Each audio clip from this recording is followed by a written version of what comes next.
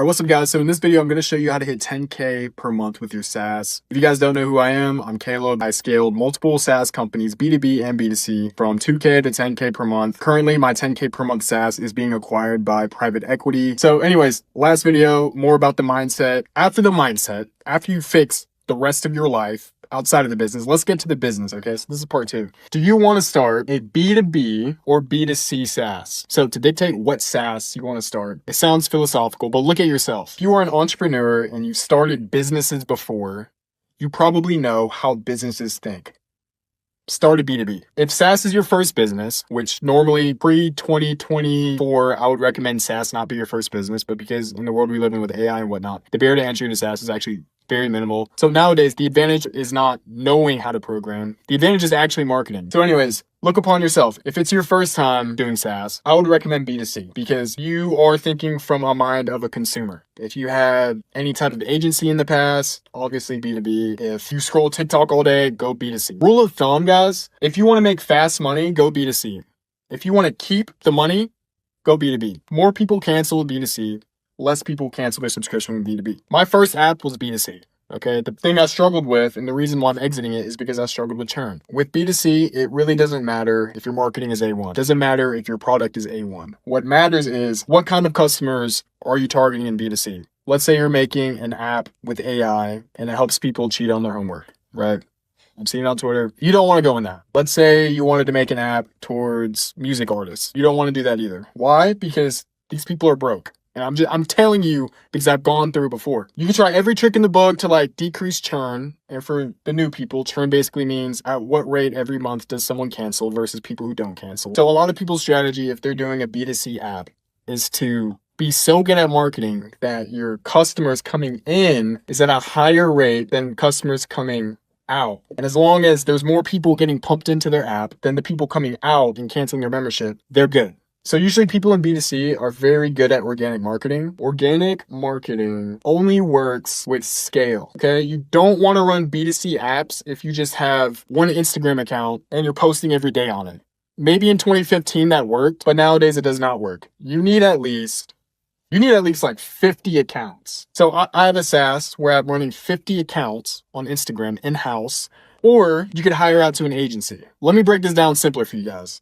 And this is just for me digging deep on the forums, actually digging deep and researching this, seeing how other big companies are running these methods. The max amount of accounts you could have on Instagram is 5 accounts. If you wanted to run this at a small scale operation, which I'm telling you, this is not enough to run B2C. You can't run 5 accounts and then expect your B2C app to grow. Every day you would post one Instagram reel upon those 5 accounts. You will get customers this way, but for more people to be coming into the app than canceling, especially in B2C, especially on Instagram, where there's a lower quality audience versus LinkedIn, you would need to up the 5 accounts to probably around 40 to 50 accounts. So that's one strategy right here. I'm just kind of spitballing right now. 5 posts if you want to run this. This is a form of organic marketing, and this will get you in the door as far as getting customers into your app. As far as your accounts getting banned and shadow banned and actually how to get views on your reels and whatnot, I'll go more into that. I'm making a course on my school community. It's free to join. Go in there. So that was free organic, right? Because you're posting and you're not paying any money. You're just doing it yourself. That's free. We'll go FO for free organic marketing. Now, if you wanted to do paid organic marketing, you'll listen to podcasts and a lot of people will say,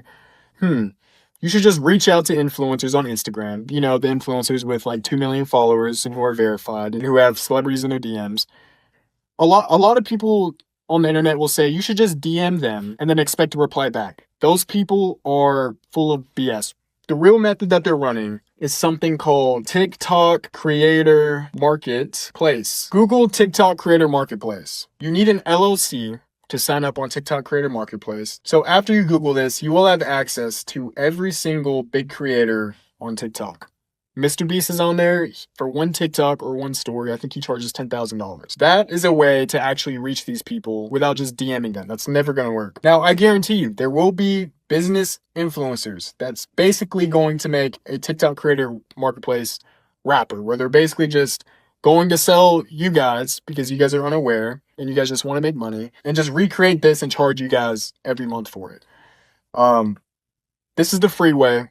Yes, you do need an LLC. but you guys are smart enough to make an LLC. Perhaps you already have an LLC. There's TikTok Creator Marketplace, and then there's IG Marketplace. This is less known, but same thing. And this is pretty much the same thing. I think for Instagram Creator Marketplace, you don't need an LLC, but definitely look into this, guys, and in the school community, just report back on the Instagram Creator Marketplace. If I'm doing B2C and I want to do paid organic, should I go TikTok Creator Marketplace or Instagram Creator Marketplace? If it was up to me, I would go Instagram because there's more quality users on Instagram. I think TikTok has a bot problem even when you run TikTok ads. So if you could get into Instagram Creator Marketplace, I would recommend doing that. Let's say you don't want to do any of these, okay? Then there's a third option. This will cost a little bit of money up front, okay?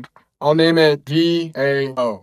VA means virtual assistant, and they're going to do the organic marketing for you. There's many ways to hire a virtual assistant. Perhaps you can go on Fiverr. There's actually better platforms. Fiverr is almost a waste of time if you're trying to hire someone as a full-time employee rather than a contractor. I have a couple of students who are running this method, but pretty much you hire a virtual assistant to quite literally DM your customers. You don't want to pay a VA under $2 an hour. Maybe if we were in the 70s, if it is under $2 per hour, just know you're probably operating immorally to these virtual assistants. A lot of them will work for under $2 per hour, but they'll end up quitting like a month in, okay? Or if a better opportunity comes in, they'll just quit on you and then they'll just go to a different person who's paying them $2.50 per hour. And when you're first starting out, if you're doing B2C or just any business in general, your only enemy is your momentum being killed. The worst thing that could happen if you're a beginner and you have no threshold for restarting and reinventing yourself and continuing momentum is when things like that happen, is when your VA quits on you. So if you're working a day job, pay your VA like at least $300 to $400. I usually outsource in the Philippines. Their English is better.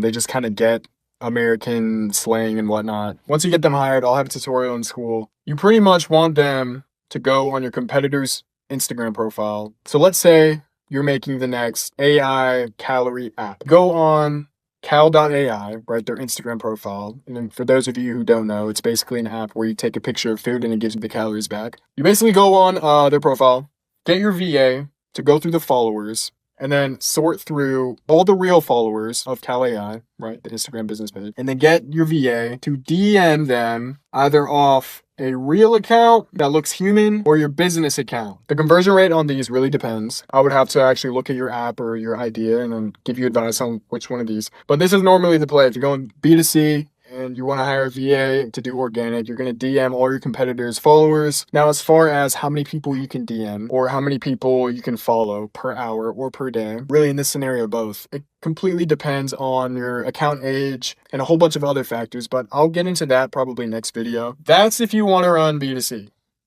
Okay, that's roughly what you want to do. Now, if we want to go B2B, there's a whole bunch of ways, but firstly, I would recommend Facebook ads. If you're doing this, you could either do it yourself or hire someone on Fiverr to do it. I would probably hire someone on Fiverr to do it. Don't outsource Facebook ads to an agency because the agency is just going to go on Fiverr and hire someone overseas to do the Facebook ad. You're literally clicking pixels on his screen for Facebook ads. We overcomplicate this, but pretty much with Facebook ads, how many dollars are going into your ad versus how many dollars are coming into your pocket net? And you spend $25 to get $50, then that's profitable. Keep running Facebook ads. Now, when it gets sticky is when you're running $25 to a free trial. Now, this right here will freeze your momentum if you don't know how to react to this situation correctly. Even in B2B, free trials don't always convert. So without getting too into the math, or stay with me. CPA, what is CPA? Cost per acquisition. How much does it cost to get a customer? So normally in this scenario, your cost per acquisition will actually go down. It will be cheaper to get customers because your customers will come to your SaaS app and be like, oh,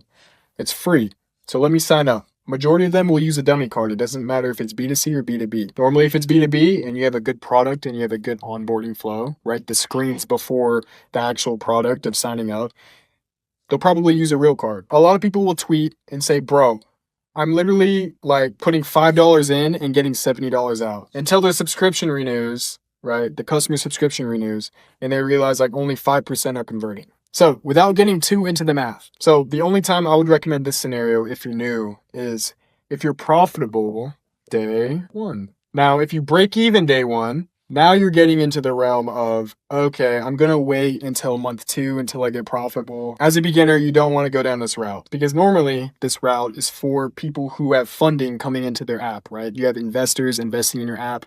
They're not necessarily looking for the app to be profitable day one. They only care if it's profitable year to year. So when those investors go to sell the app, they can say, hey, it was profitable year to year. You don't care about that. You were broke like me a year ago, okay? So if Facebook ads is profitable day one, just run this scenario the whole time. If it's not profitable day one, let's say your CPM, right, is like $45. If you're trying to achieve true scale, then it's probably not going to be Facebook ads.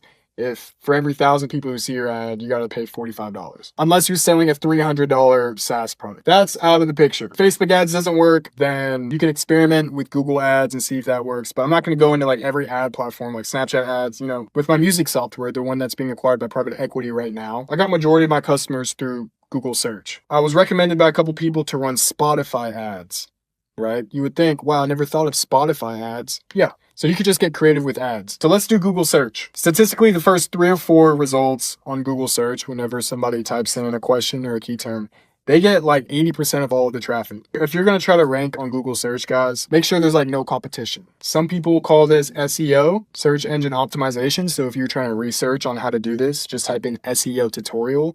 You will go through a lot of rabbit holes.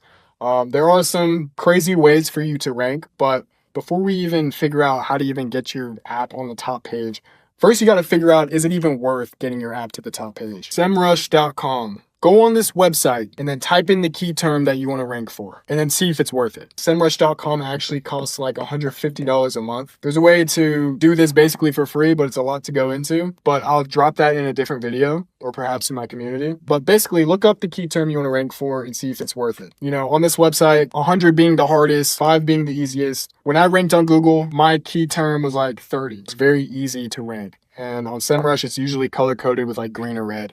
So it's pretty self-explanatory. So if Facebook ads doesn't work, try out Google search or SEO. Okay, so now we're going to get into the organic of B2B. 2 ways to go organic for B2B. One is Facebook groups. Okay, so let's say your B2B app like automatically calls 1,000 people at once in 5 seconds, right? You want to go to Facebook groups that have, so on Facebook, you want to search in the group section, right? There's a tab for groups and type in like phone leads. See if any groups pop up for phone leads. Or you can even say like, look up the term B2B sales. Perhaps a Facebook group will show. You guys get the gist of it. So Facebook groups, very slept on. Don't get me started on Facebook Marketplace if you have a real business, okay? But we're not going to get into that. LinkedIn is the pinnacle of vanilla B2B, okay? I say vanilla B2B because vanilla, another word for corporate. So if you're selling like corporate franchise software, go on LinkedIn. You could run these strategies right here where you hire a virtual assistant to message all these people. I know a lot of people who go on LinkedIn,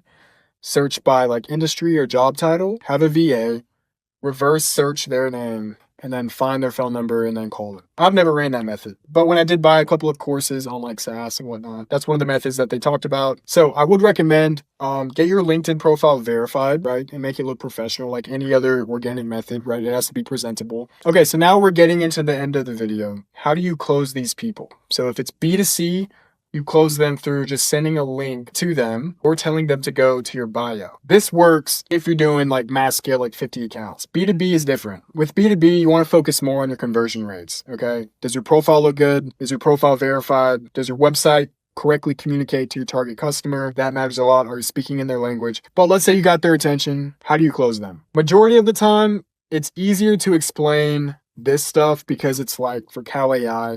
Yeah, you take a picture of your food and it gives you your calories, okay? For this, it's a bit more hard to explain what your app does.